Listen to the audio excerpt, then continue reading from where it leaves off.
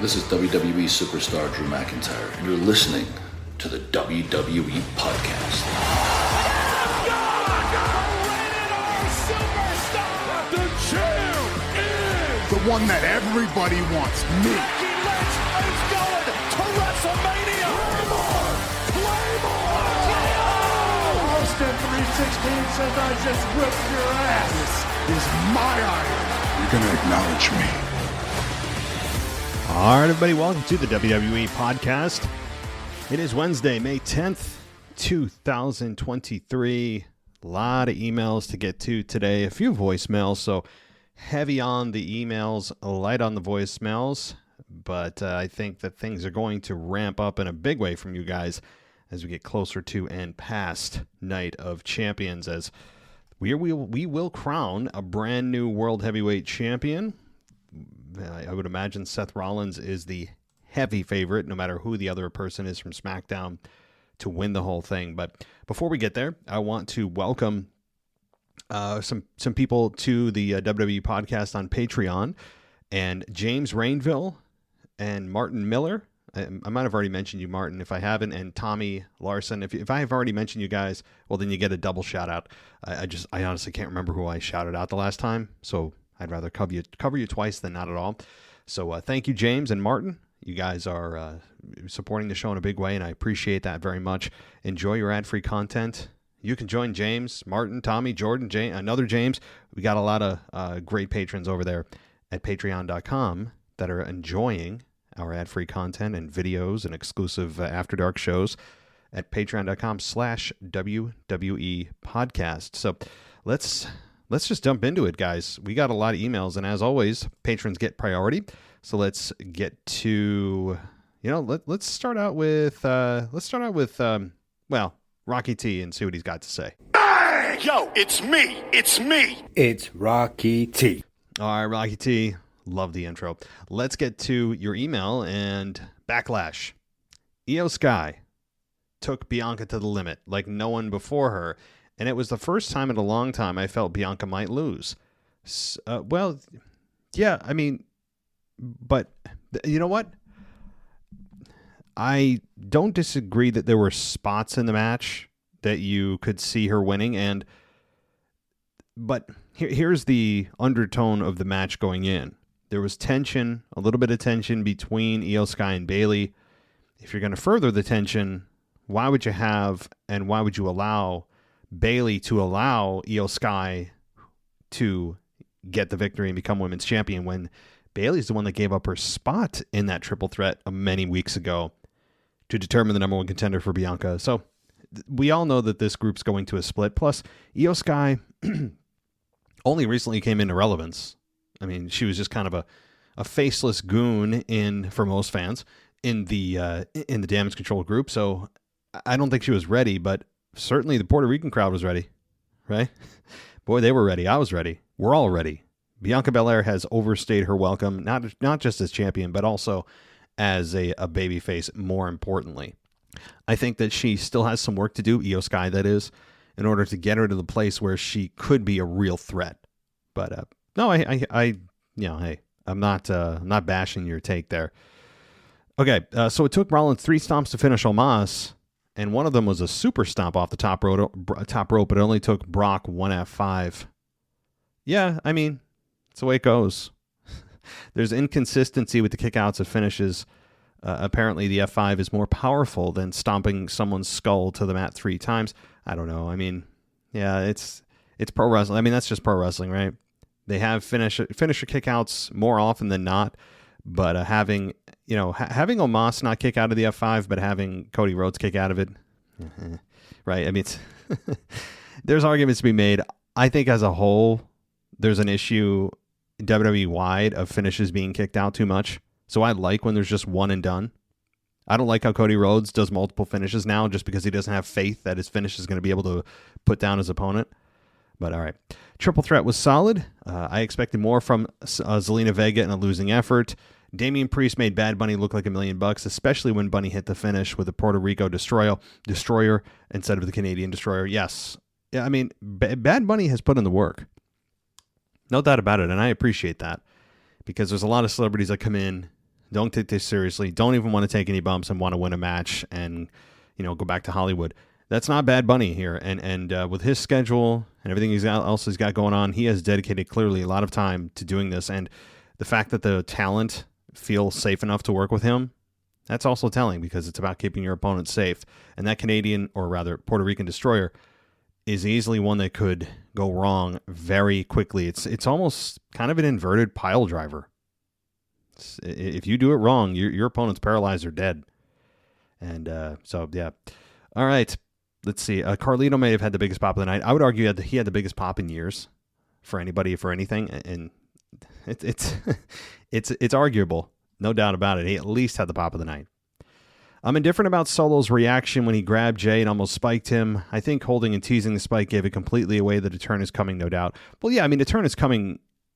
I don't think that they gave away the farm here. They've been teasing it for a long time. But I agree that the hold took too long. I think would have been a better solution, and one that would have been more effective is one of two things. Either he didn't hold him so quickly or hold him so long, because as he was holding him, he shouldn't have debated whether or not to spike him, because at that point he knew who he was. It wasn't like he thought that Solo thought someone snuck up on him and he spiked him and then, oh my God, Solo, did he do that on purpose? That's the other option, number two, which I would have gone with, is Solo was just in the moment, adrenaline pumping, and he didn't know who was pulling on him, and he just spiked whoever was there and then realized it was Jay, but then he doesn't show much remorse.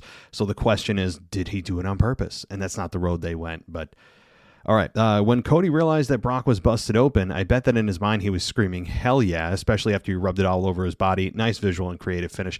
Totally agree. Totally agree. When that kind of stuff happens, you take advantage. When the wrestling gods give you that, and Brock has done that a couple of times, whether or not it's on purpose, we don't know. But yeah, you take advantage and you make the most of it. Blood is so effective because now it's never seen unless it's done the hard way. All right. And yes, Rocky T has a new episode coming out of Wrestle Magic, done with Michael Gardner. Michael Gross, rather, the gardener. It's not your last name. But Wrestle Magic episode 3 is coming, guys. And the topic is going to be the revolution of Lucha Underground. So if you're interested in such things, you're interested really in the history of wrestling and things that no one else is talking about, Wrestle Magic is one of those shows. And we've only had a couple of them on the show now, but they've gotten pretty good feedback from most of you. And if you want to learn about the history of wrestling, no better place to go than that podcast. So episode 3 is coming out soon. All right. Thanks, Rocky T. Let's jump into, I want to go to Patreon directly, make sure I don't miss any of y'all. Aha. I know who we're getting to. Somebody who I haven't heard from in quite a while.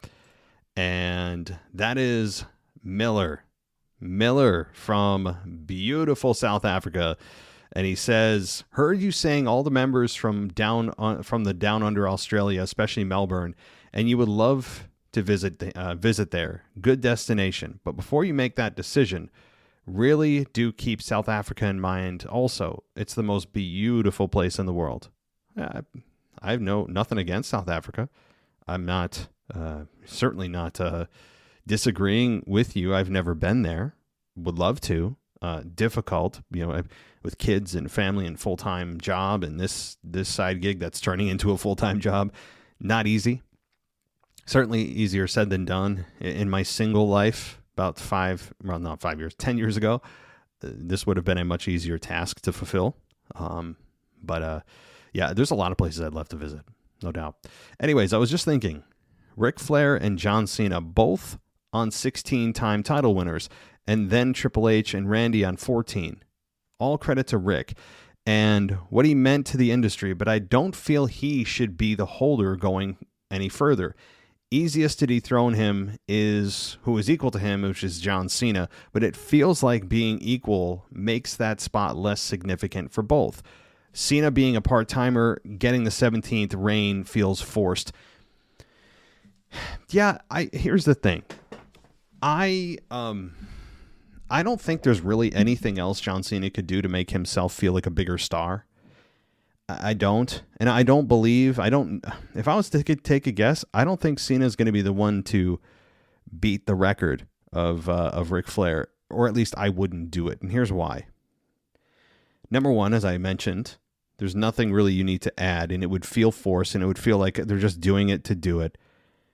But why don't you do it with somebody that comes along that is deserving of it? That said, you would also have to go through a lot of different title changes and have this person win and lose a lot. See, I don't know if 16-time winner Ric Flair, that 16 number should be something that people aspire to. Because ultimately, that number also means you lost it 16 times, right? Because Ric Flair is no longer champion. If he was still champion, he would have lost it 15 times. But since, and that's one thing I don't know why people in promos don't ever bring up, that, oh, I'm an 18-time or, 28-time, this and that. I'm exaggerating. But you could, somebody who could clap back and say, okay, yeah, you're a 10-time tag team champion. Doesn't that also mean that you've lost it more than anybody else on the roster, that you can hold on to this thing? So having someone win it more times doesn't make them better. It actually, if you want to argue, makes them less effective at holding on to it. Or in Ric Flair's career, he had such a long career that longer than many others. Ric Flair had it. he had like a 30-year career, right? Like Ric Flair, he is an exception to the rule, which makes sense that he had it 16 times.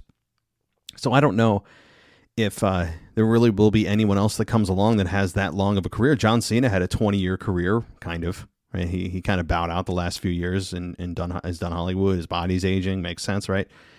But there are very few people, I think, that will come along that will be able to challenge Rick's career, Rick's record, because of the fact that longevity needs to be a part of being able to get to that number.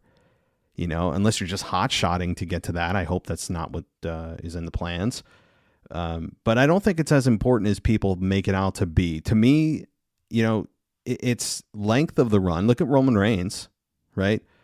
Sometimes how long you hold it, how many days, to me, is more of an indicator of success than it is for how many times you've won it, because you can hold it more times, but as an aggregate, fewer days, or you can have fewer title reigns and in total hold the belt longer. And that to me is more of an indicator of success. Look at, for God's sakes, like Stone Cold Steve Austin, right? Was he a 7-time world champion?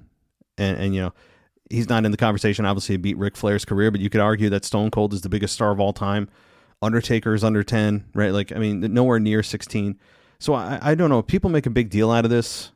I don't think it's that big of a deal. Like, what does it mean? Okay, you lost it more than anyone else in history.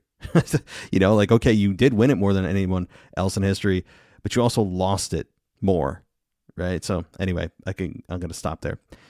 Randy Orton, I feel would be awesome to accomplish this. That means he has to win it twice to be able to get to the 17th time. And the last few years, it's been all about long, let me say it again, long title reigns, both titles. Yeah, again, Miller, you're in a different era now. We're now in the Triple H era. Don't forget. We are in the Triple H era, and he clearly, one of his philosophies is, and I don't disagree, longer title reigns. Not everyone has to have a long title reign. But it was to the point under the Vince McMahon regime at times where it was just hot-shotting. People couldn't hold on to the belts. They were doing title changes every other week. It was getting kind of insane. Yeah, okay.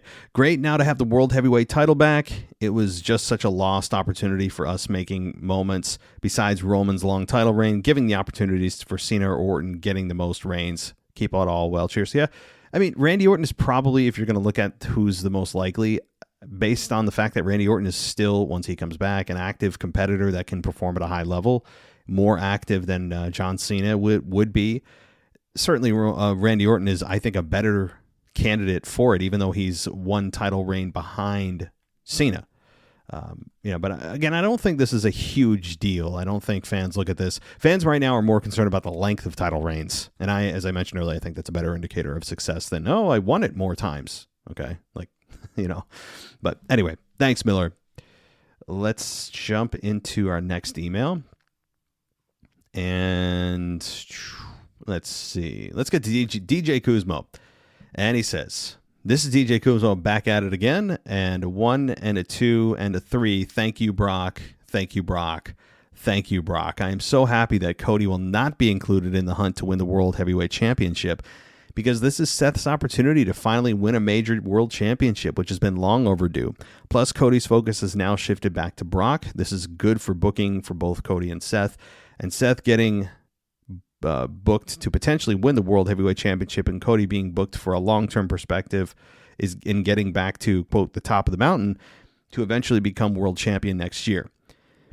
Plus, I'm not ready for a Cody Rhodes World Championship reign yet. He needs to get beaten down more where fans start to feel sympathy for the babyface, and I'm glad that Brock isn't being booked to be one, quote, block Cody. The one to, quote, block Cody from getting another world title opportunity this soon. Just an opinion. Yeah, look, Dana Brooke, that's your next topic. I don't think that right now fans are showing any signs of turning on Cody, but it seems as if they are still, even though Cody Rhodes is arguably getting the biggest babyface reaction on the entire roster, that they are playing the long game with him. They're playing the safe game, because I like this. Even though the fans, if you're a Cody supporter, would say you're ready for him to be champion, and Cody himself is, I think, more than ready and more than mature enough to handle the title reign, and he could easily run and carry the company if he needed to. I really believe that he is that good, even though I don't like his babyface character.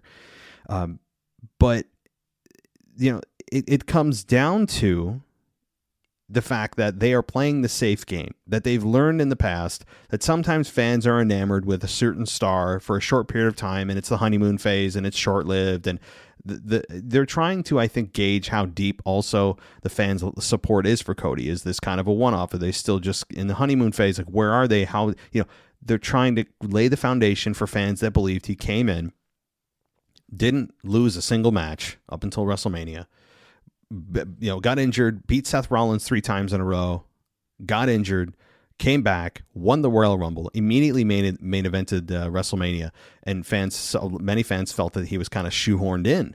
And it seems like they're playing the long game with him, and it's interesting because he feels like he's white hot, and they're not striking. But that's because I think they have Seth Rollins to be his counterpart just below Cody, where fans would absolutely accept Seth as a champion, and Cody is playing the long game here, and probably going to eventually make his way back to Roman Reigns. That's, I think, where he's going to really finish the story. But okay, this is going to be a rare mention of Dana Brooke on the mailbag. I thought she was released because we've not seen her in ages, and what the hell is she doing in a non-title match against Ripley? Her only claim to fame was the 24/7 champion. And since that champion is no longer featured on Raw, what is the point of Dana Brooke being on the main roster? It would have easily made sense for her to be sent to NXT to get more TV time, because she has been one of the more underutilized female talents in WWE. She should be on NXT. She's a perfect candidate to be on NXT on a regular basis. Give her some regular work. I agree. And I mentioned that on my Raw review. Like, I have no idea what they're doing with Dana. Every time she comes out of the woodwork, she's there to just put over whoever's there. She's never a real threat. The fans never react loudly to her because they don't have a reason to, because they know that she's never going to win anything, at least the way they've presented her over the last how many years. She never gets any mic time. Like, there's just nothing there. She's just kind of this hollow, empty, blonde, just kind of your generic athletic, albeit very athletic woman. I mean, that's just the way that she's been presented. I'm not saying she's that on a personal level, just on a professional, on camera. Like, there's nothing there. So, yeah, I think that NXT could do her some real good. All right, this past week in Puerto Rico was absolutely great. This has got to be the best crowd reaction and interaction I've ever seen since probably the Montreal crowd for Elimination Chamber. I don't know what it is between the crowds here and in the States versus overseas, because to me, the crowds overseas are more hyped for a pay-per-view than here in the States. Do you know why that is like this? I think the simple answer is they're starved. And what do I mean by that? Like, Puerto Rico hasn't had a pay-per-view or premium live event in 18 years. They were starving for one. Okay. These overseas crowds, number one, wrestling is part of the culture, especially in Puerto Rico. It's built into the fabric of the culture. Whereas here, it's kind of a sideshow in the States. Like, people are passionate about it, but it's not part of a lot of the culture. Like, it's taken more seriously there than here, I think, overall. And again, they haven't had an event in 18 years, so they were ready. And same thing overseas. Overseas doesn't get a whole. Generally, the crowds are louder because they don't get a whole lot of time to see WWE live, much less a pay-per-view. So I think that's part of the reason. Anyway, the Bad Bunny Damian Priest San Juan Street fight was really good and should have been the main event. I don't get why Triple H and Creative didn't book it that way. The spot that got me to cringe was when Damian did a Falcon Arrow Michinoku driver on Bad Bunny onto a wooden table that had some audio equipment. I really thought Bad Bunny was out for the rest of the match, then somehow he got the energy to continue and win this match with a freaking Puerto Rican Canadian destroyer. What celebrity does this on a pay-per-view? I'm just saying. Yeah, that's what I'm saying. The dude has put in the work, and good for him. And he's shown toughness. I like it. I have nothing but respect for Bad Bunny for doing this. Do I still like the fact that he's coming in as a celebrity and beating the guys that are professionals on the roster and been here for years? That part of it still annoys me. But if I'm going to take this versus just a celebrity that comes in half-assed, and we've seen that so many times in the past, and just makes the wrestlers look like fools and then leave, no, I'll take this. But also, it was great seeing Carlito Caribbean Cool. He's in phenomenal shape and could probably get re-signed to be part of the LWO faction. Just a thought. He could. I mean, I actually don't know the future of Carlito. I would imagine that this is probably a one-off, and that he's not coming back in any part-time or full-time capacity. There's, he's not exactly a spring chicken anymore, and I think WWE would look at it as, well, he got that reaction because it's Puerto Rico, and it would be severely subdued in the States. He'd probably get a solid reaction, but it wouldn't be, it's not something that they could build around. But I wouldn't hate it. I would love it. I don't think Carlito had as big of a run as you'd imagine he could have had in WWE prior to him leaving. My God, how many years ago was that? All right, so a few interesting developments. We're here before you sign off. Solo almost spiking Jay during a 6-man tag. Interesting to see where this goes and what Roman has to say on Friday, because he has yet to publicly address the Usos' failure to win back the tag titles. The plot continues to thicken. Anyway, that's all. Signing off. Yes, I'm very much looking forward to your Veer Mahan report, I have to say, given some big things happening on Raw with them. So now, yeah, I mean, Roman Reigns hasn't addressed anything. I mean, he's been gone for 5 weeks. Is it maybe more? Is it 6 weeks now? Let's give him the benefit. 5 weeks, and it's time for Roman to come back. And hearing what he has to say is what all ears are going to be on Friday night. It's going to be, I think, a very highly rated edition of SmackDown because of Roman's return. Okay, let's get to, what do we want to get to? Let's get to Thomas Franco. And he writes in and says, from Montreal, 2 things I wanted to discuss. The first being, who will Roman's next 3 opponents be? It's been announced that Roman will be working with all of the next 3 PLEs, which is Night of Champions, Money in the Bank, and SummerSlam. And so far, there hasn't even been any hints yet, but we could get a program that starts as early as this Friday on SmackDown. I thought of a few opponents that could make sense for each PLE for Night of Champions. I think Bobby would make sense, Bobby Lashley. It's a big match that the Saudi investors would govern for, and Bobby is taking a loss could potentially open up a Hurt Business reunion if they wanted to do that in the future. I also think Bobby versus Roman has to happen at some point. Okay, before we get to the Money in the Bank, yeah, Bobby Lashley, how can he not, right? I think he's going to move out of the U.S. title picture.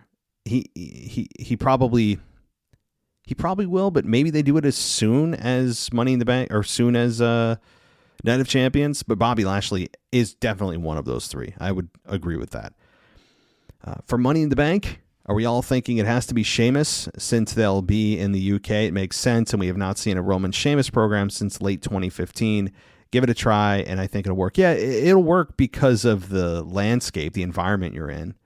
But I think the general fan would look at this and go, all right, cool. But what about, what about, Jey Uso? Because Jey Uso at some point is going to face Roman. I don't hate it. It would make the crowd go crazy, but it would also tell the 98% of people at home, we've seen this before, right? We've seen this before. The hometown hero faces Roman Reigns. It's a massive reaction, but they lose. We've seen this before. We've seen this story. The crowd reaction is going to be fun if they do that, and Sheamus is a believable opponent for Roman Reigns. And I think Sheamus has beaten Roman Reigns before for the WWE title in 2015, I think it was. Am I wrong on that? 2016? I can't remember. It was around that time, 6 or 7 years ago. So they have history, and Sheamus has had a revival over the last year, especially with the matches with Gunther, re-showing his toughness, actually having a group that is fun to watch in the Brawling Brutes, and a name that actually has stuck instead of Fight Night and all that. Like, it is, Sheamus is ripe for that position. Is he going to beat Roman? Of course not. But you're right. It'll be a fun environment because of his heritage or his lineage. So, all right. For SummerSlam, this one's a toss-up. I think from a wrestling standpoint, it should be AJ Styles, although I'm hearing a lot of reports mentioning Bad Bunny or Conor McGregor for Roman Reigns' SummerSlam opponent. Neither of them are going to win anyway, so to me, I'm fine with both as long as Conor takes training for WWE seriously like Logan Paul and Bad Bunny have done.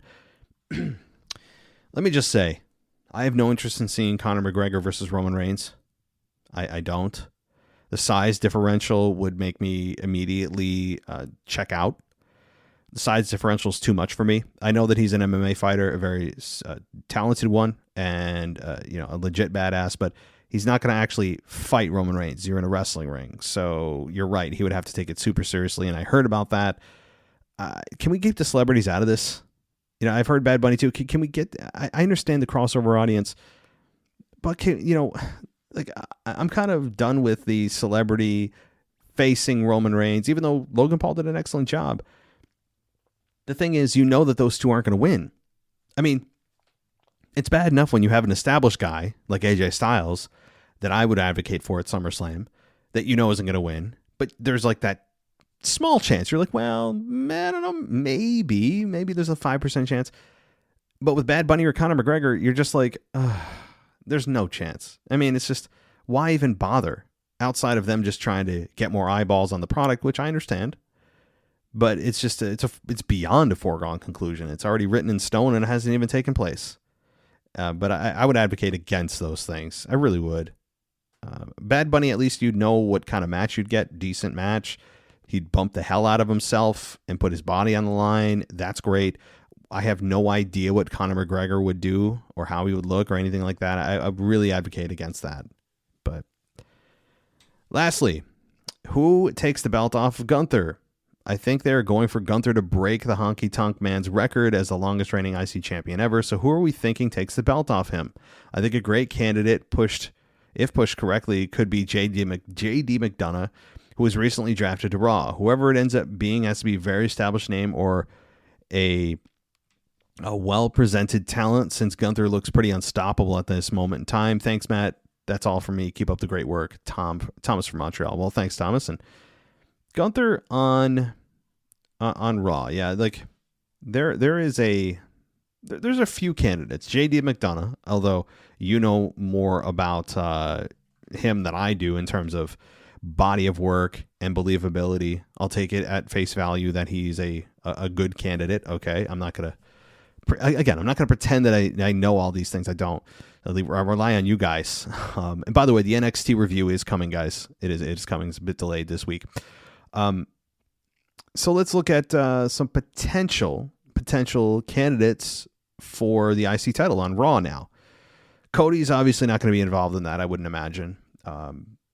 Even though Cody and Gunther were the last two in the Rumble, and it was a precursor to a potential program down the line, I wouldn't hate that. But Cody's made no buts about it. Like, he is focused on finishing the story, and he kept emphasizing that until Brock once again detoured him this past week. So for him to go for after the IC title, all of a sudden he's satisfied with that.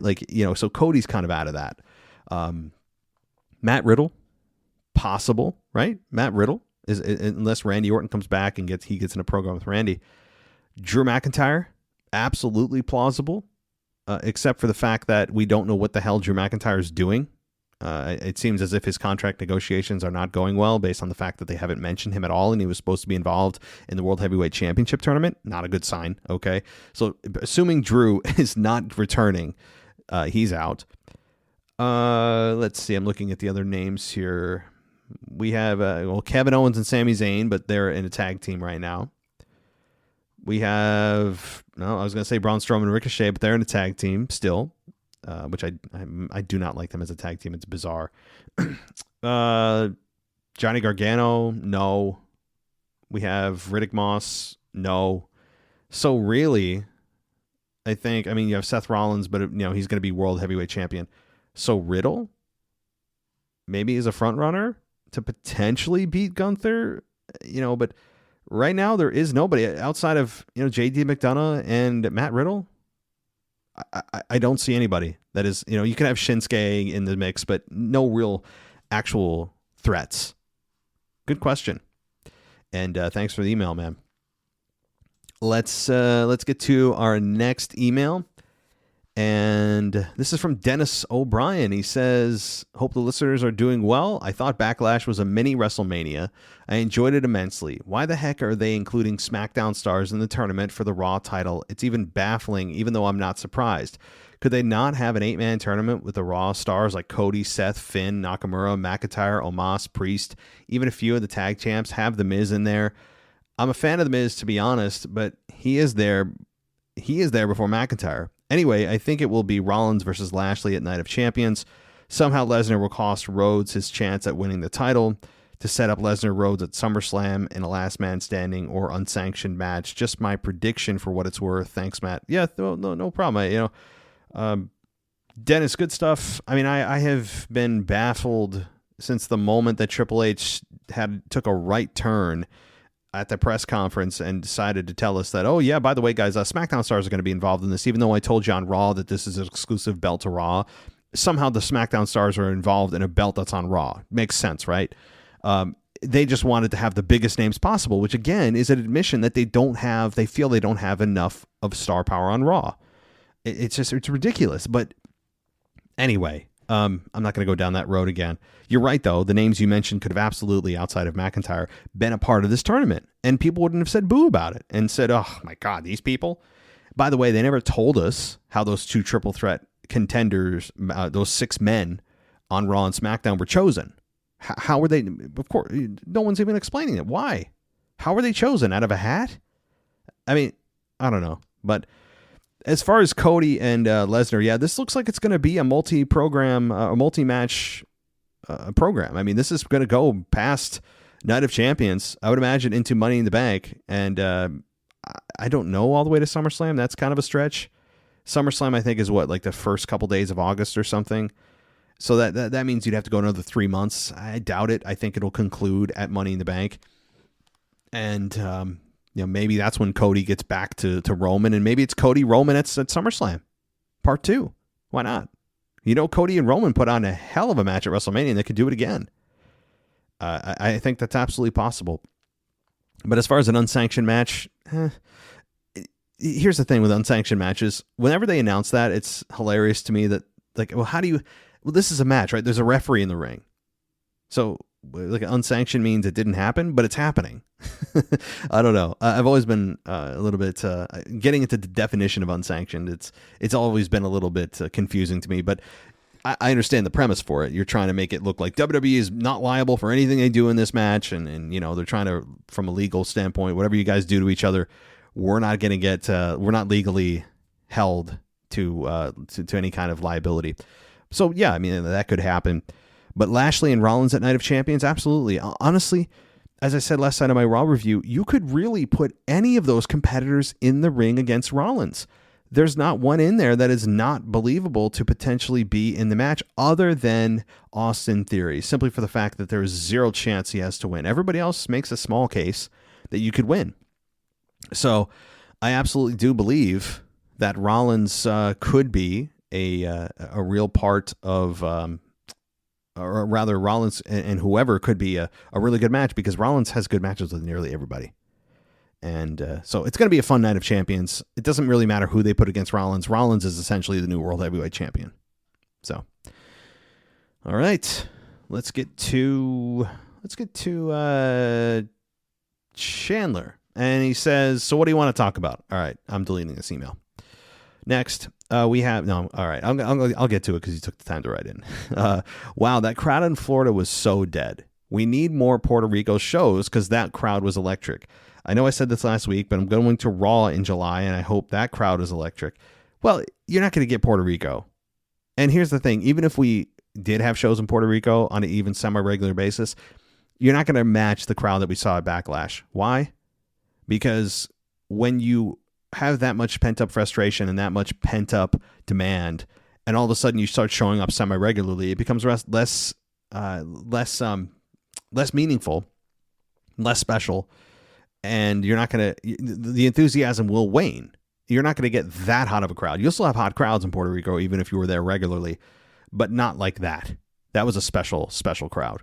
So another thing I want to talk about is the World Heavyweight Championship tournament. I think they added SmackDown competitors because it makes it somewhat more interesting. And if someone from SmackDown wins, they'll probably come to Raw. Anyway, that's it for this week. Yeah, no, I understand why they did it, but they shouldn't have been able to do it. That's the point. The draft is now official. It's locked in. We were told as of May 8th, Monday Night Raw, that the rosters will become official. Okay, great. So if they're now official, how exactly, again, are people from SmackDown competing for a championship that's on Raw? Explain that to me. It's simply that they wanted to have the biggest names possible. And I'm sorry, you need to be held to your own damn rules. That's it. And they don't want to be held to their own rules and be handcuffed by the rules of the draft. Well, that's too bad, so sad. Okay, these are the rules of the draft. Abide by them or don't have a draft. And they already, without even the rosters being official, the ink wasn't even wet, as they say. The body wasn't even cold. I couldn't think of a third analogy. But they just couldn't even wait. And all of a sudden, it's like Vince McMahon came up with this. And Triple H is like, oh, fine. I don't know. It's ridiculous. I don't care if that person comes to Raw. That's not the point. That actually doesn't make any sense either. Because then, look, why should somebody from SmackDown be able to compete for a belt that's exclusive to Raw? And if you're drafted to SmackDown, why are you having to go to Raw with a belt that you were told is on Raw, but you're supposed to be drafted to SmackDown? Well, what trumps what? You shouldn't even have to have this discussion. It's ridiculous. I don't care if the matches are quote-unquote better, there's more star power. I don't care. I'll sacrifice that for simply abiding by your own damn rules. Oh, yeah. I know. I'm on a rant already. All right. Let's go to Rebecca. And Rebecca says, am I the only person who would like to see Otis versus Bronson Reed? If Otis could get his act together and his mind off Maxine, that'd be great. Yeah, it would be. Absolutely. Two men that have very similar builds. I would imagine that's the appeal here. Yes, it would be, except for the fact that they have, as you alluded to a little bit here, they've really redefined Otis back to a comedy character who's interested in becoming a model or interested in Maxine romantically. I don't know. They've redefined Otis as this kind of lovable dude, and instead of the killer that they started to define him as many months ago, which I thought was a nice move for him, a nice move for creative, nice change. Bronson Reed is being billed as the exact opposite. So you have this kind of lovable, jolly dude of Otis versus the killer of Bronson Reed. It's not exactly the best way to introduce this match. You'd want both of them to be kind of on equal footing, and Otis is just not there. I mean, I understand from a size perspective right now it's intriguing, but from where they are position-wise on the roster and how they're being defined, it's not an attractive match because Otis, based on how they defined them, Otis would be squashed in this match. It wouldn't be fun. But no, I understand. And they could go to this, but the problem right now is how they have repackaged Otis. Bronson's not the problem. Otis is. Creatively. They could resurrect him, no problem. Redefine him. But as of this moment on May 10th, I wouldn't want to see that match because it wouldn't be the best it could be. Thank you so much, Rebecca. And let's get to I think this is our final email before we get to voicemails. And this one is from Ari, the Circus Eyes fan. I don't know if I pronounced that right, but we'll find out. And he says, hi, WWE Podcast. As usual, your podcast is always good and fun to listen. Well, thank you. You and Anthony talking about Roman possibly to be the new champion and how the crowd will react. I think it's interesting, but I also say please don't. Yeah, no. I'm with you. I would. I'll speak for Anthony on his behalf. I would imagine he also would disagree that Roman should be also the world heavyweight champion. It's just fun to think about. I mean, that would take some serious creative balls on WWE's behalf. I don't think they're going to do it. I'm with you. Nor would I really want to see it. It's just more of like the dark side of me wants to see it. All right, Roman is good, and it was some fun for the fans for his time as champion, but the story needs to finish because now we've had a great time and new superstars are rising. Yeah, it's time, right? Like there will reach a time where it's going to this chapter on Roman being champion will close. I don't know when that is, but also wouldn't it behoove new stars to work with Roman as champion to help elevate them to that next level? You know what I mean? So the case actually works in the opposite. The argument, rather, works in the opposite way, where keeping Roman as champion may actually help build new stars. Just the thought. I'm not advocating for Roman to be champion forever, but there is a counter argument there.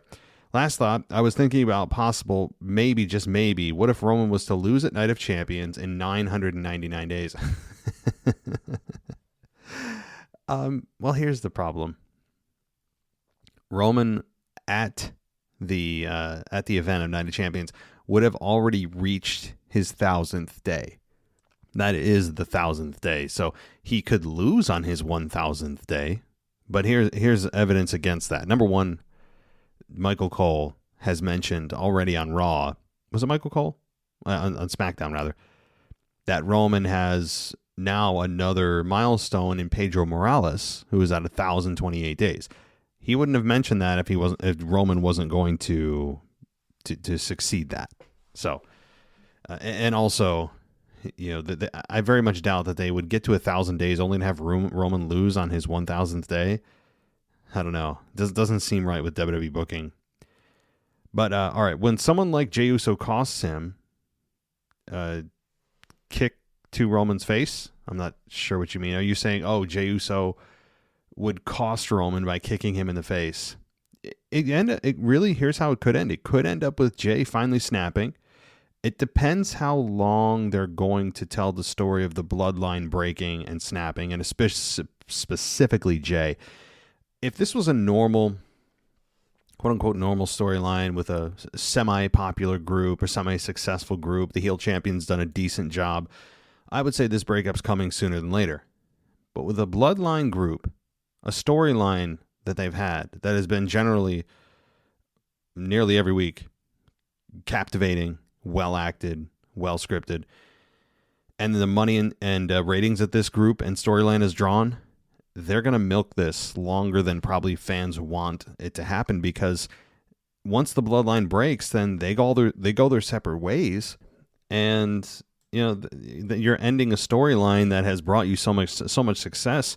WWE, this is not your normal average storyline, and it's a cash cow right now with Roman and the Usos and the merch and everything else. No doubt about it that they're not going to just get rid of this quickly. And nor should they, because there's a lot of story to tell, a lot of teasing to be done before Jey finally does snap and maybe cost Roman a championship match. Maybe he does. Possible. I don't think it happens at Night of Champions. Let me just say that. All right. We do have one more email that came in as I was reading that email. And this is MJ from Australia. He says, "Hey, Matt, MJ from Australia here, mate. Love your work. Thanks, and keep it up." Well, thanks, MJ. What is it with you guys in Australia? You guys are, really, I did not know I had that many fans over there. Okay. All the way out. How many miles is Australia from upstate New York? Can somebody Google map that for me? That's got to be 10,000 miles or something. So pretty damn cool.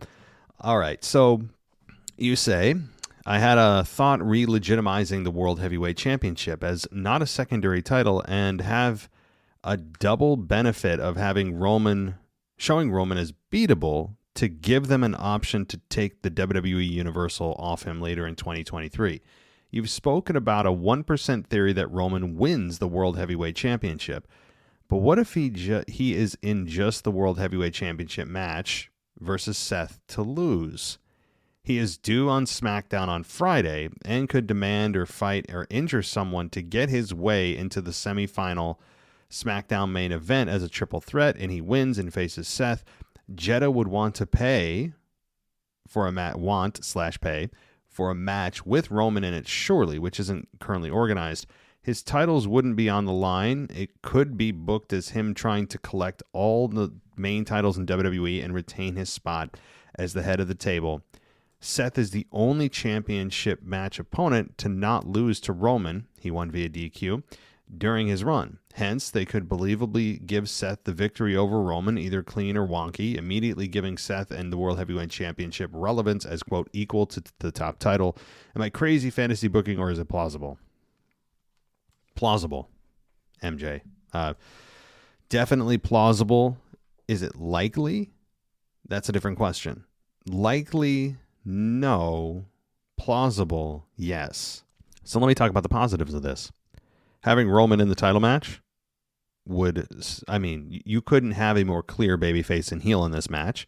Jeddah would absolutely play along. The crowd would be electric for Seth, no doubt. And Seth and Roman have a lot of unfinished business. They work very well together, and Roman has a very poor record against Seth in championship matches. That's all true. That's really good, and you're right. Jeddah, they will do anything or pay anything to have whatever match card they want, and it really comes down to that. They're heavily influenced by whatever they want, and that could happen. It could. I'd give it like a 1 in 4 chance. That's not a bad idea. So those are the positives. Here are the reasons why it probably wouldn't happen. Number one, if you're going to have a program with Seth and Roman, the next time they meet, whenever that is, I wanted a full-fledged story. I don't want it just a one-off like they did at Royal Rumble in 2022. That was a one-off, and we didn't get any follow-up to that, 18 months later. And if this was to happen, it would be another one-off with Seth and Roman, thereby kind of taking away a potential WrestleMania main event by giving it away in the middle of the year here. You could still do it at WrestleMania if they wanted to go that road. But if Mr. Hollywood comes out, then it's Rock and Roman at Mania, then maybe there's a stronger case, because then who the hell knows when you get to Seth and Roman, barring a trade. So, and also, if you did this, that would mean that Roman Reigns loses, and he hasn't lost a singles match. He lost the tag team match on New Year's Eve, I believe it was, with John Cena and Kevin Owens. Was it Kevin Owens? I think it was. And so he lost that match, but it was a tag team match, and he wasn't the one being pinned. So if Roman was to lose this, presumably against Seth, then that means his undefeated streak goes away. Now his title streak would stay intact because the Universal wouldn't be on the line. Universal/WWE wouldn't be on the line, but his undefeated streak goes away, and there is some value and liquidity in that too, that I don't think gets enough attention, that Roman hasn't lost a singles match, a one-on-one, since, before SummerSlam of 2020. So there's that argument. When it comes down to it, would I ultimately do this? Probably not. And the strongest reason for me is I want a proper multi-month program with Seth and Roman. It's just deserving of that, not just these weird one-offs with them, and then they don't follow up on anything because they can't, because they're on separate brands. So that's what I think. But I could see them doing it. Great question. All right. Thanks, MJ. And let's get to those voicemails. Hope you're ready. Let's do it. WWE Podcast World, this is DJ Kuzmo back at it again on your Mailbag show. Record you live on a Wednesday morning. And let's get to your favorite show that comes every single week on the Mailbag. And I'm talking about the Veer Mahaan Report. Now, the Veer Mahaan Report took place this past Monday night on Monday Night Raw. And we did get an appearance of the Indus Sher in a backstage vignette. And Jinder Mahal says, from the shadows, we emerge to shake the very foundation of Monday Night Raw. Yes, yes, and yes, this is what I'm talking about. This is the type of message, this is the type of threat that I want to see these guys of the Indus pose to the roster of Monday Night Raw. That's right, to Ricochet and Braun Strowman, to the Alpha Academy, and to every single body on the roster. That's right, even the tag team champions of Kevin Owens and Sami Zayn. You better watch your back because the Indus are on the move. So that was the backstage vignette for Jinder Mahal as he's hyping up their debut of the Indus on Monday Night Raw. But now, let's get to Twitter. Let's get to what Veer Mahan had to say these past couple of days on Twitter. On May 7th, none other than my guy Veer Mahan says, looking forward to going up against teams dumb enough to agree to getting into the ring with us. Oh, and for those talking smack recently, now start paying attention. That's for all you trolls out there on the internet that always says, oh, he's coming. This is different this time because Triple H is in control of this, I guess you could say, creative direction of my guys, they in this year. So that was Veer Mahan saying that on May 7th. And on May 6th, on Twitter, Veer Mahan says, lights, camera, action, the Fear return to Raw. And of course, this was taken as he was doing a little photo shoot, like the look of my guy Veer Mahan wearing those nice power suits as he is doing his photo shoot, getting ready for their awesome appearance, their awesome debut on Monday Night Raw. Now, with that being said, this, my friends, is the beginning of getting into Phase 2, as Jinder Mahal says that in Phase 2 that he wants to see himself, and of course Veer Mahan, and of course Sanga draped in gold. Now, whatever that is, I can't wait to see that. So with that being said, before I go over my time, I hope y'all have a blessed week. This is your guy, DJ Kuzmo. This is your boy, DJ Kuzmo. Have a blessed week. Stay using, my friends. Be kind to one another, and peace. All right, well, DJ, I'm genuinely excited for you. Now you finally have something to sink your teeth into after weeks and weeks of the Indus being MIA. The hope was that they were getting prepared for the main roster, and that's exactly what we got this past week, albeit in a vignette. We'll take it, given that they were just completely invisible the last month or longer. So, yeah, now they're on Raw, and we'll see who they target. I'm imagining going to be a babyface team. Maybe they go right to Kevin and Sami, maybe. If they do, that would mean that they're probably not going to win the tag titles right away. You know, I think Sami and Kevin need time to breathe as champions. I don't think they'll have a super long reign as champion because both of them as single stars are still a lot of fun. Because they climbed the mountain, they achieved what they need to, and now, hey, over the next by SummerSlam, I would imagine, even at SummerSlam, that Kevin and Sami probably drop the belts and then maybe go their separate ways without actually, wanting to have one of them turn on the other, which would be a revelation, wouldn't it? So, but as far as the Indus goes, it was great to see. They feel legit as a team, and hopefully this coming Monday we get a longer vignette at the very least. I don't want them to fade away where we don't see anything from them. I hope it's continuous. It's the key with this group, especially with them being new to most fans outside of Jinder Mahal, is consistency and character development before they even get in the ring, because we need to know who and what they are and what they stand for, what they want, before the fans can get emotionally invested.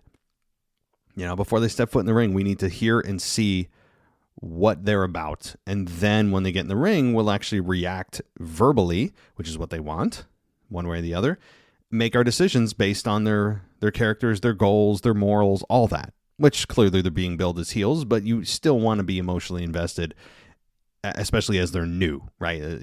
For most people, Sanga and Veer Mahan are new faces for most people, right? So, all right. Good job, DJ.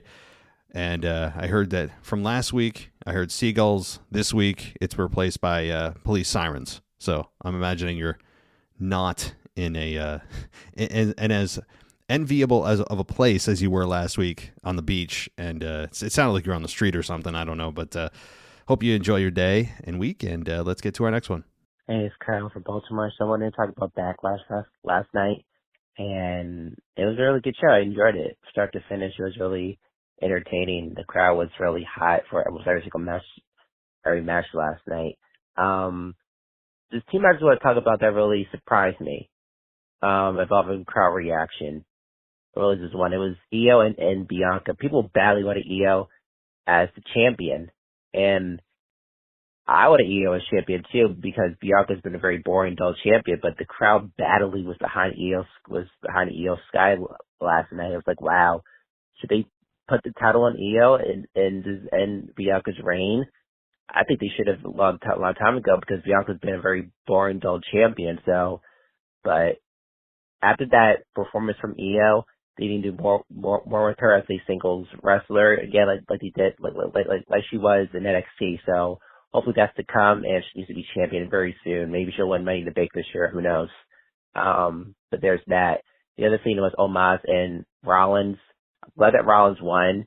That match was very entertaining. I was not expecting it, but I knew that how good Rollins was as a wrestler. But you never know how his chemistry with Omos was going to be. But I was it was surprisingly good of an Omos match because of Rollins. But glad that Rollins won. He needs to be World Heavyweight Champion. And so those two matches really were fun. Overall, the show as a whole was really fun as a whole, but I enjoyed those two matches in particular.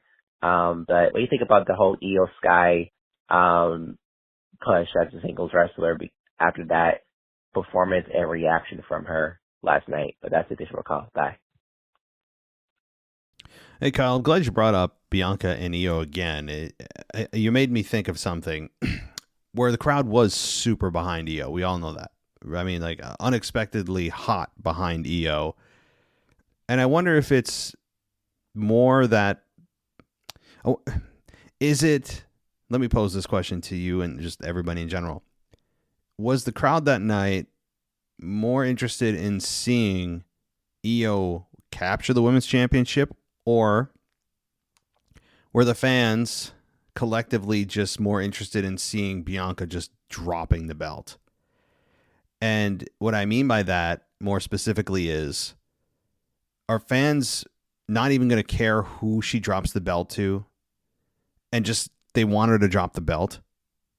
That I think is, if I was to guess, more of the answer than, oh my God, people are suddenly super emotionally invested into Io Sky.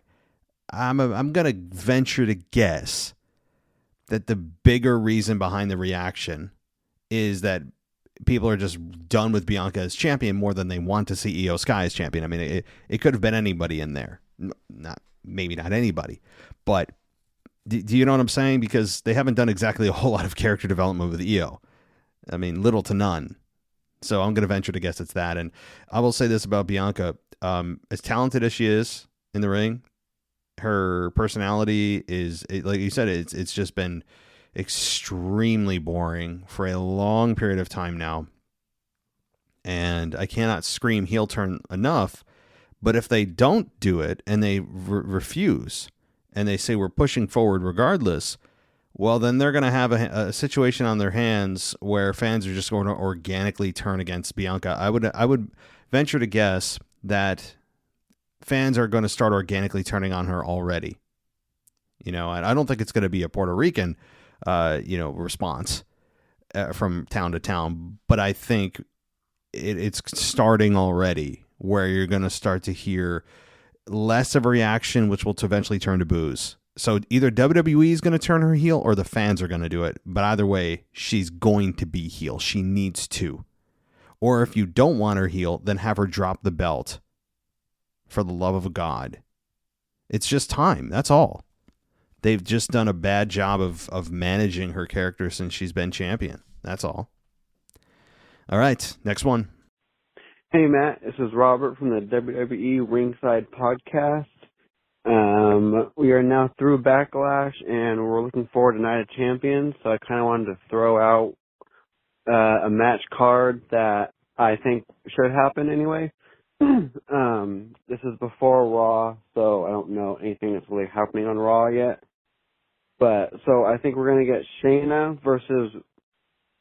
and Ronda versus Liv and Raquel for the Women's Tag Team Championship.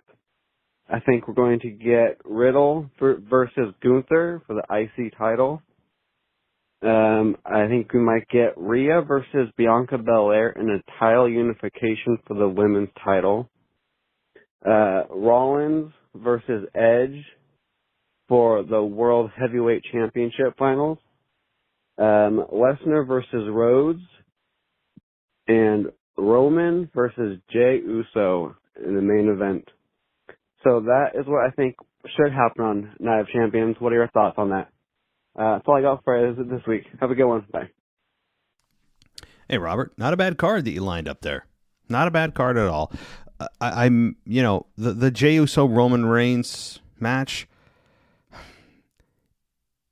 The only reason I'm thinking it's not going to happen is because that's a match that you want to continue to push out forward and tell a story. But then if Roman's not competing against Jey, who the hell is he competing against? Because that would signal the end of the bloodline, presumably, and I don't think they're going to do that in 3 weeks' time. Right? I don't think they will anyway. That said, your other matches with Riddle against Gunther, yes. And you know what? I would also say maybe Big E. What about a returning Big E against Gunther? There's a hell of a matchup. People aren't talking about Big E. I know that he's out there too. He's been injured for a year. But with the New Day on Raw, WWE will likely, sadly, put him back with the New Day, but also in an Intercontinental Championship match against Gunther. If Riddle doesn't step up, sure. How about that? Ronda Rousey and Shayna Baszler against Liv and Raquel, sure, fine. I say that apathetically because I'm not into Raquel and Liv as champions at all. I think they're actually obnoxious. They don't make me. They don't give me the warm fuzzy feeling in my stomach. Seeing them as a tag team is really, really just. I don't know. It's just obnoxious. I don't know how else to describe it. They almost are intentionally trying to sabotage their babyface characters. I'm not a fan. So if Raquel and Liv drop the belts to Shayna and Ronda, hey, sign me up. Really. I mean, sign me up, because that would legitimize the championships further, which WWE needs always help with the women's tag belts. And it would make me hate Raquel and Liv less. So resent them, or I don't know what it is. Anybody else get that feeling with Raquel and Liv? It's like they're trying too hard, or they try to have forced chemistry. It just comes off awkward, and I don't know. They've been really obnoxious on TV. It just hasn't worked for me. They're better off as single stars, but if they want to create a women's division, then I will sacrifice them to the women's division of the tag team anyway, because I'm always complaining the WWE doesn't have a women's tag division. So I will sign them to a tag team if they want to go that road. But babyface, I don't know. Omos, or rather, you had Seth Rollins versus Edge. Yeah, I have no problem with that, and they could call back to the history that those two have. There's a long history. I believe Edge won the final blow-off, if I'm not mistaken. They could absolutely do that. And I mean, there's no chance of Edge winning. None. But still, you could have Seth Rollins in a great match with Edge because those two work well together. I think that's very plausible. Definitely. Alrighty, let's get to our next one. Thanks, Robert. Hey, Matt, it's Bevan here. Hope you're well. What's Backlash? I enjoyed it. I loved the Bianca match. That was a great showing. But the thing I want to talk about, and it's probably more of a rant, is the crowd. I mean, again, we've had two pay-per-views outside of America in front of an audience who really appreciates what this is all about. Just bear with me as I give you a bit of back info here. So here in Australia, we have a called V8 Supercars, which is a motorsport series, one of the toughest in the world, probably after NASCAR. Now, a few years ago, they decided to expand into Bahrain, Abu Dhabi, and China, and there was no one in the seats. There was no one watching the race there. It was as if they were just in an empty stadium, for instance. Now, in Australia, 25% of those drivers in the series are from New Zealand, and yet they don't go to New Zealand to have a round of racing over there. So what really annoys me is that these series, and I'm also alluding now to WWE, are not going to the places where the crowd appreciates it, where the crowd invests in the love for this. Instead, they go to places like, in the case of motorsport here, to Abu Dhabi, to Bahrain, in the case of WWE, to Saudi Arabia, where I don't feel the crowd really are as invested at all. I mean, clearly it's all about money, but it just sucks. I mean, WWE should go more to Mexico, to the Latino countries, because, 30 to maybe even 50% of the WWE roster is Latino, is Mexican. They're just totally missing a trick here. Elimination Chamber, Canada, massive crowd. They need to go to Canada more. They need to go into Central America more. They could even possibly go to the UK a bit more too, because I believe the crowds here are pretty good. I don't know. It just shows when we go to these other countries like Canada, Puerto Rico, even Mexico, when they go to, the crowd are going to be electric. And that's what makes you watch it as a viewer on television. Anyway, that's all I wanted to say. Thanks again for a great show. Cheers. Bye. Bevan, what's up, buddy? Are you recruiting a bunch of people down there to listen to the show? Because you were like one of the first Australian listeners, and then all of a sudden, all these people come on and that are from Australia. It's I'm just like, I bet you Bevan's behind this, right? But I think you answered your own question. Why don't they go to these places? You answered it. I don't need to tell you. Money. I know that you look at it as fan service and appreciation. They respect. First and foremost, as cold as this sounds, but it's reality, they are driven by money. They're a for-profit organization. They're in the business of making money. Period. And the reason they go to Saudi Arabia, despite all of the bad press and scandals going on there in the government and them ridiculously a couple of years ago with, who was it, Lacey Evans and Natalya celebrating the first ever women's match in Saudi Arabia.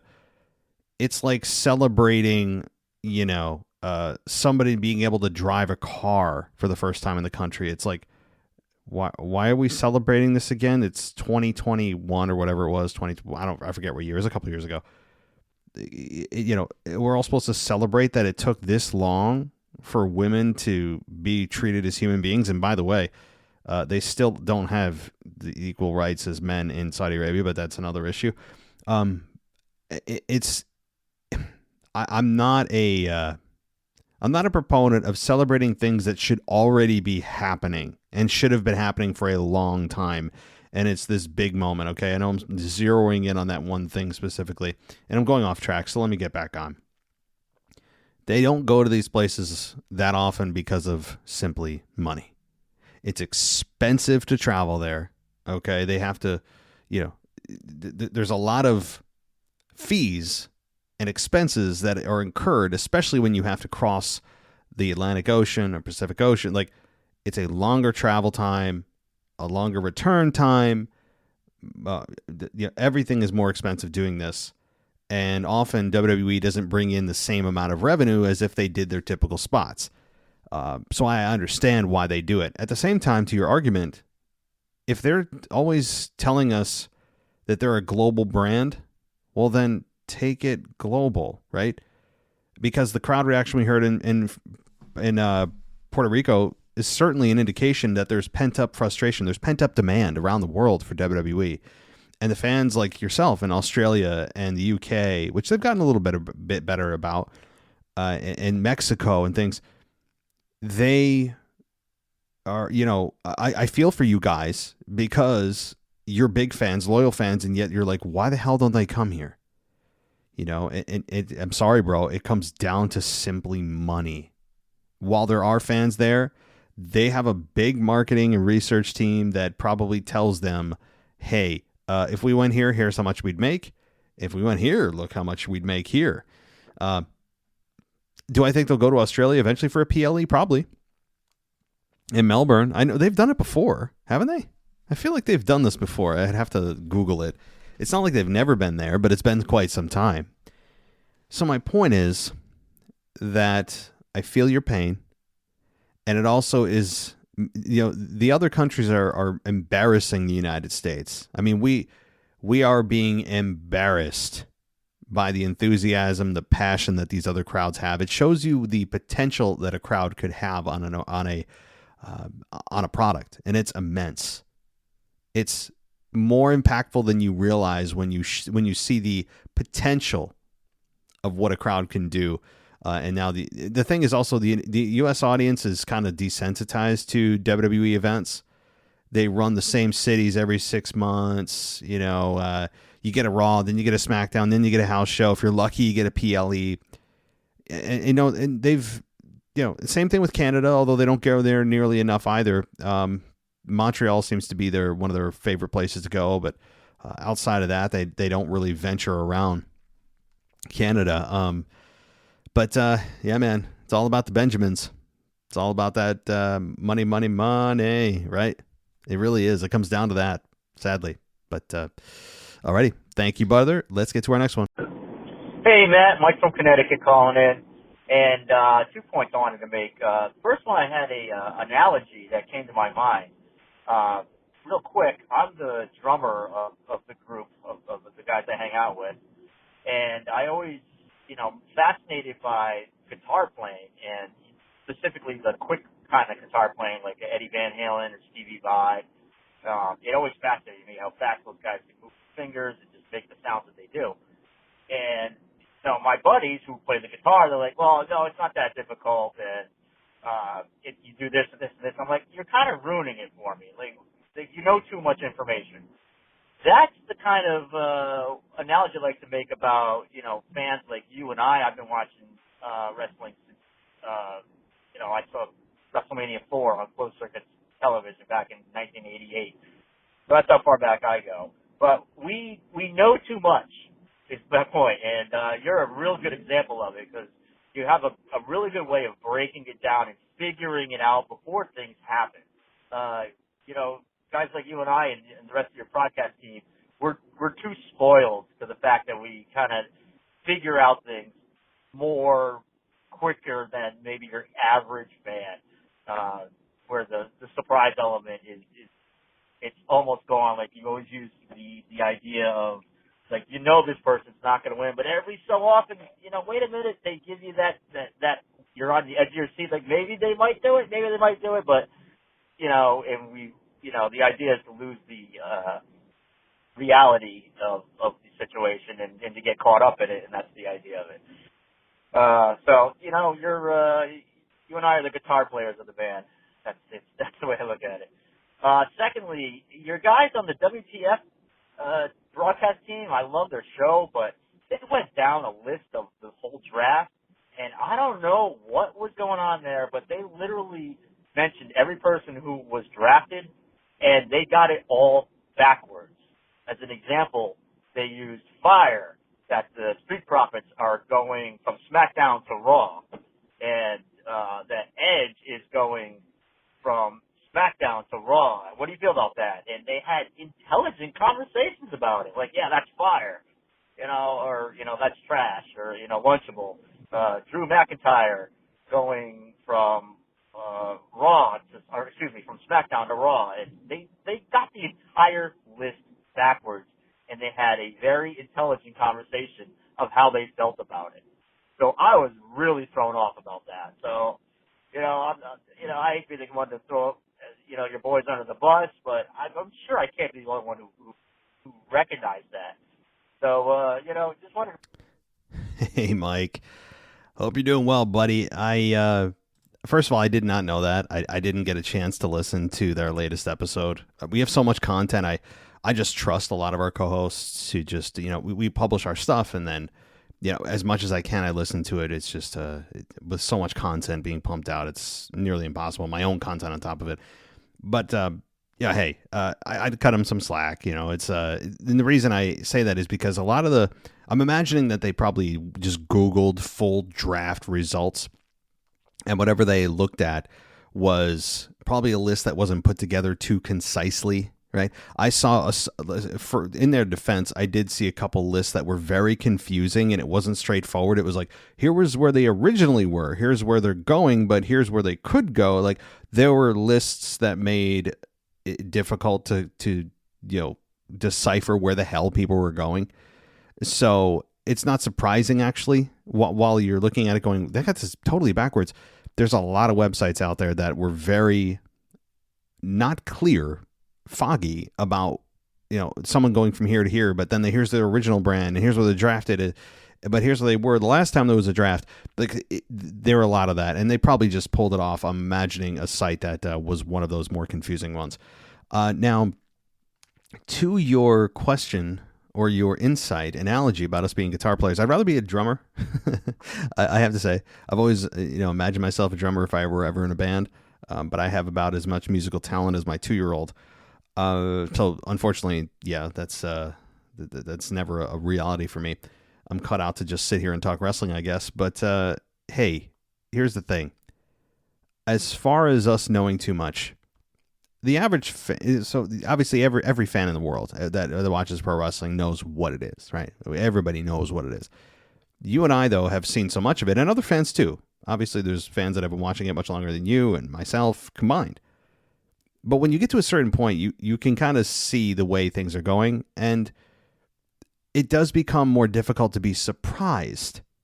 So sure, we understand the product more, can see things coming more. We dig into the strategy. People that want to dig into the strategy, the ones listening to the podcast. You're not going to have most casual fans that watch a Raw here and there or dig into wrestling podcasts. Obviously, I don't think that's our audience. But I think it evolves from the expectation of being surprised all the time and more into you're watching through the lens of appreciation, or the more of the wrestling, the physical aspect of it, because even though we can dig down and see what's going on behind the scenes, or in our minds come up with this just deep analysis of what's happening, which is obviously what this podcast, or I do anyway, I think it evolves into that more of a looking through what they're trying to do, trying to figure it out. It never gets boring, though, even though we have fully pulled the curtain back. It's a testament to this sport, this art form, that even though we all know what it is, and those especially that have a podcast or are longtime fans, that even though we know exactly what it is, and a lot of times we can see things coming, and a lot of times I complain, no doubt, and a lot of fans complain, you know what we do, though? We keep watching. We keep watching. Why? If something is that pulled back, that exposed, we know too much, then why the hell do we keep watching, right? It's because this art form is so damn entertaining, and when it's good, it can be really good. Even to the most hardcore fan, you can have those moments that still give you goosebumps, right? Those moments of reality, when reality and this fantasy world cross, and you see, you can see the real emotion from the stars, what it means in the moment. You can dig in and analyze whether those emotions are real or not. Oh, wait, these two wrestlers have beef with one another. How's it going to play out in the match? Like, we get into it and look at it through a different lens as we get older. Our interest in it sometimes grows, even though we've pulled the curtain completely back. It's like, for example, it's like having a movie reviewer, movie critic. They've seen hundreds, if not thousands of movies, right? And everybody knows that when they're watching a movie, it's not real. Most movies, right? Every time you watch a movie, especially movie critics, that's their life, that's their job for decades.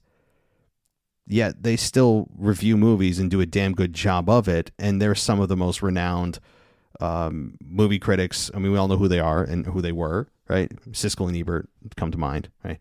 But that's kind of the same thing. They get more skilled at really being able to dissect the movie and people value their opinions more than just the casual fan often, because they, in their minds, they know what makes a good movie. So anyway, I hear you, and good point though. So, all right, let's get to our next one. Hey Matt and the podcast, it's New York Kyle again. I'm at work again. So I was listening to your Backlash review. You're wondering how long since Carlito's been here. I have an answer for you. I did my research. I was curious too, but I forgot also. Back at the Royal Rumble 2021, he came back in it for a little bit, for a big pop. And then the Raw after Mania the next night, he actually teamed with Jeff Hardy in a tag team match against Elias and Jackson Riker. Yeah, remember that tag team? Remember that guy before we got released? Yeah, that was a thing. And he had that match because basically WWE was planning on giving him like a 3-week trial run to see how he would do. But the second and third week he wasn't there. They kind of just were like, no, we don't need you, I guess. I don't know. And they never gave him a full contract. That's what happened. Also, for one reason why he teamed with Jeff Hardy, Jeff Hardy's contract got extended because of an injury. So basically when Matt Hardy left to go to AEW, Jeff couldn't go with him yet. That's why he was still there a little longer. But yeah, there's your answer. I know I'm doing that a lot lately. Every week I've been just giving you a little answer to your questions. It's, I don't know. It's just fun researching this stuff. I just enjoy it. But yeah, that's all for this week. Backlash is awesome. I love the street fight. That's it. So yeah, peace. Kyle, you know what I'm going to start doing? I'm not going to ask any more questions. I'm just going to act like I know the answers so I don't sound stupid on my own show. That's what I'm going to start doing. I'm just not going to ask any more rhetorical questions or anything else. That way you can't go and research and go, hey, dude, it's this, it's that, right? No more. From now on, everything I say is just gospel, okay? There's no more questions to be asked. That way I can't look stupid unless you research everything I say, which is more difficult to do. So, but hey, thanks, Kyle. No, I appreciate that. And somebody else brought that to my attention too about Carlito. I honestly forgot completely. It didn't make a big impact with me, but now that you say it and I heard it from some other people, I vaguely remember that, at least the Rumble. I don't remember the next night on Raw, probably because Jackson Riker is a name that most of us probably will never utter again in our lives. But that to me is, it is important because I thought he wasn't in WWE since he left in like the mid 2000s or late 2000s. Really, I thought it was like 10 years at least 10, 15 years. And people have asked me too, do I think he's going to make a comeback? No, I don't. No. I think it was a one-off in Puerto Rico, but thank you, Kyle, for that. And no more questions. No more questions. All right, let's get to the next one. Alex, the French guy here, your current European champion. What a Backlash moment. That was a good pay-per-view. That was a good PLE. I was not super convinced about the finish. Cody Rhodes pinning Brock Lesnar this way, but I understand that you want to protect Brock Lesnar as much as possible. But you also want to establish Cody Rhodes as a top main eventer, so having him beat Brock Lesnar is a good thing. He looked like a legit badass at the beginning of the fight when he jumped on Brock Lesnar. So ruthless. This was really nice, but the end of the match, I didn't find it super interesting. The pinning was, I don't know, you do that with mid-card or something. I don't like this. However, I know you, Matt, you are really, really happy about this segment on Raw this Monday, where I thought directly about you when Brock Lesnar took Cody Rhodes. He passed out, not really, but he passed out, and Brock Lesnar took Cody Rhodes and said, "What do you want to talk about? What do you want to talk about?"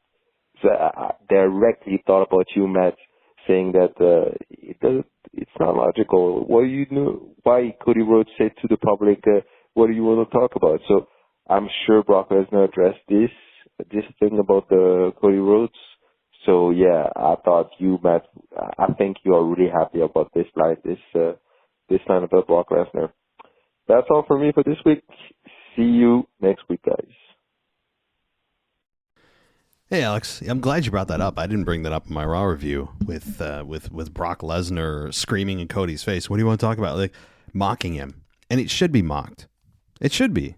That's the one maybe fault in Cody's promo ability. Okay, is his just incessant need to try to get this over.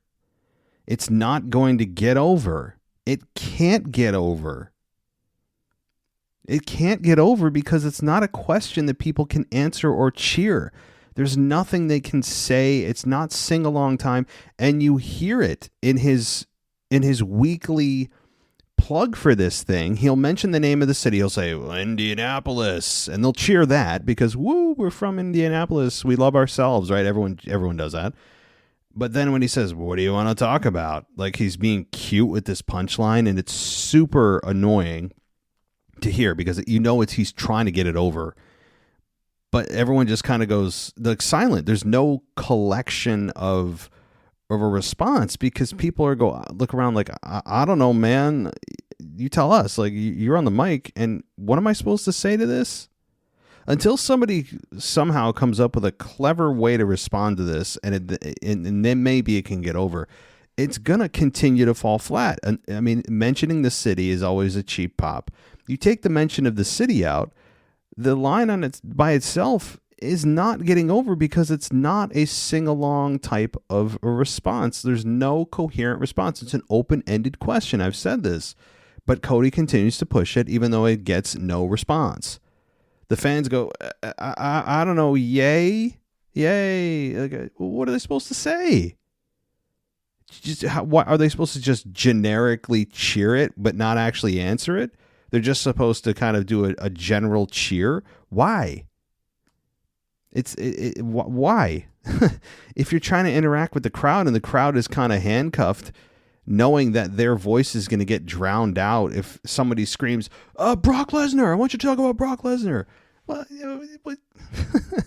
it's frustrating as a fan because I know the live crowd is sitting there going, well, I'm not going to say anything specific. Is it meant to be rhetorical? If it's meant to be rhetorical, am I supposed to cheer it? I don't cheer rhetorical questions. If I'm not, what's the proper response? If I was to ask Cody, if I had him on the show, I'd be like, hey, bro, like, you say this. I know what you're trying to do. I get it. You're having your own little tagline. I understand the business behind it. But I would say to him, like, well, what is the proper response to this? If I'm a fan of the crowd, what am I supposed to say to this? It doesn't lend itself to any kind of interaction with the crowd. It's just, I'm thinking like every week, I'm like, all right, he finally got the hint last week and the week before and the week before that. He's finally going to drop it. And the first thing the mother effer says on the mic, so Cleveland, what do you want to talk about? And he also, the way he says it is also super annoying to me. Like when he gets into the rest of his other 99% of his promo, I'm down. He's good usually. I mean, he's very good on the mic, but this little cute beginning to every promo doesn't need to happen. And he's trying to make it cute, and he's like, oh, pay attention to this and the inflection in my voice. So what do you want to talk about? Isn't that a clever way to open a promo? No, it's not. It's stupid. Why? Because you're in front of 15,000 people that don't know how to collectively respond to you. You can't. Oy. All right. It's kind of akin to when everyone, no matter who it is, Triple H himself, even the second he comes out, he was out for like 3 weeks in a row, 4 weeks in a row because of the draft and the World Heavyweight Championship being introduced.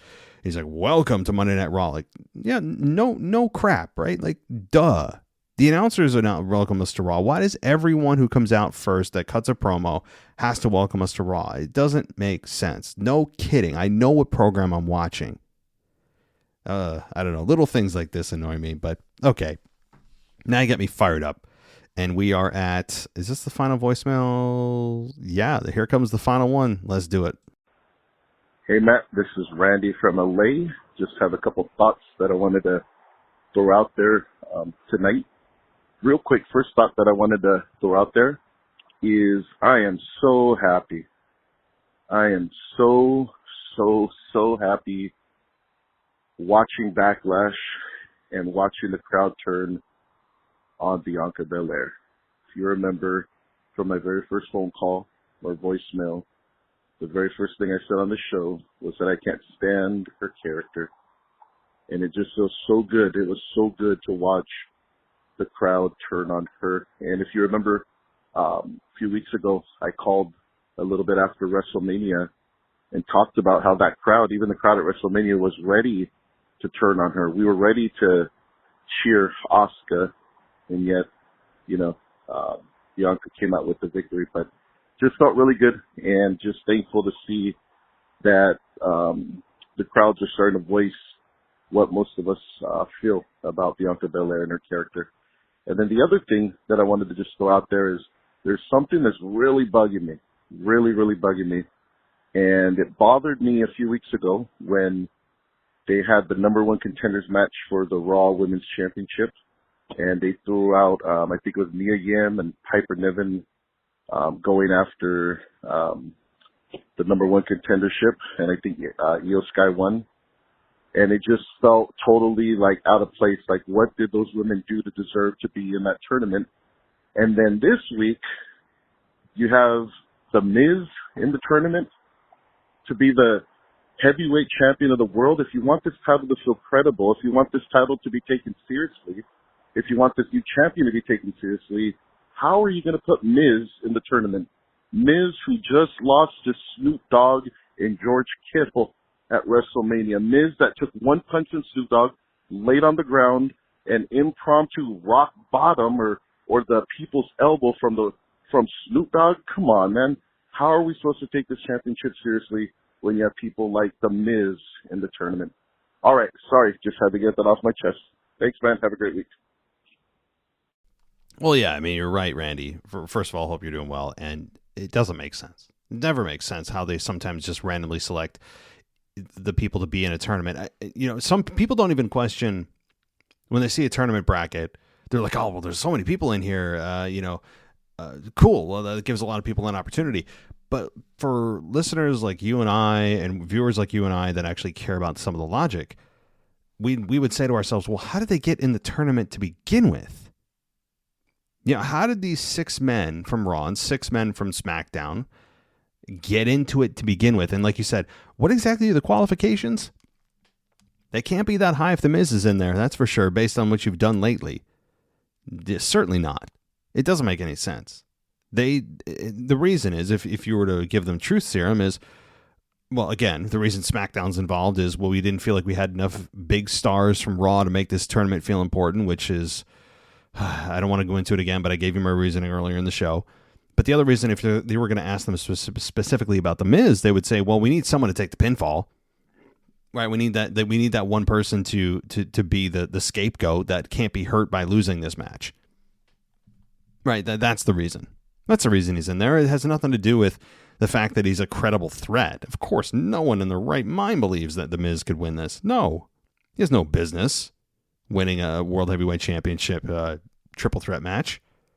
Maybe do advance, but not get to the finals.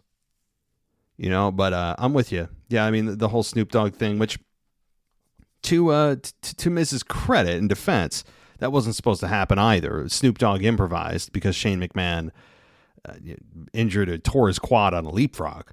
So, Miz and Snoop Dogg did what they could with what was available to them with a downed Shane McMahon. So, as silly as that was, and I hated it at the time, if it's a legit injury and they improvise, then good on them. It was silly, but it wasn't planned. So there is that.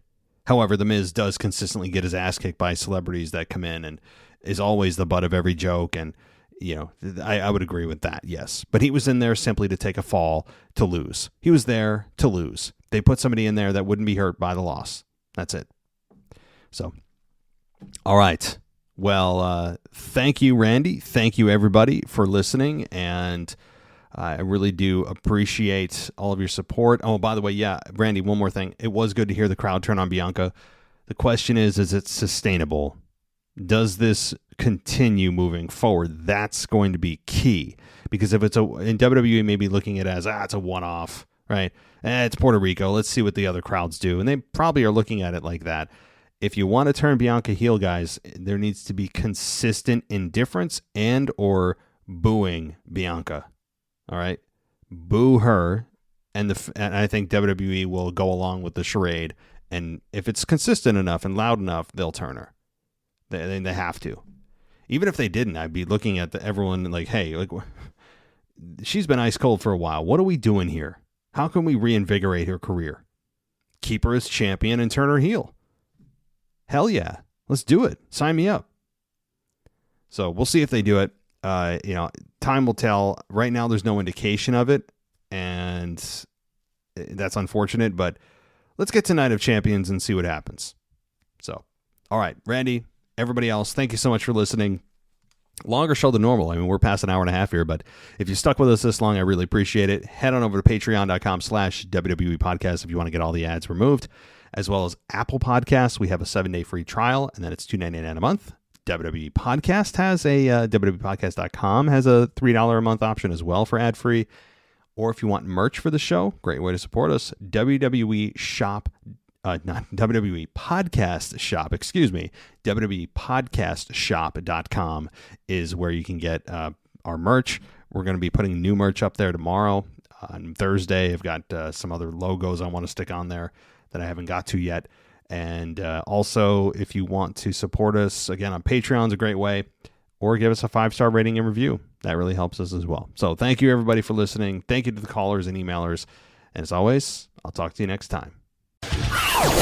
Thanks for listening to the WWE Podcast. Don't forget to subscribe on your favorite podcast app so you don't miss a show. Or head to WWEpodcast.com. And for all of these shows ad-free, head over to patreon.com/WWE Podcast. Until then, we'll see you next time.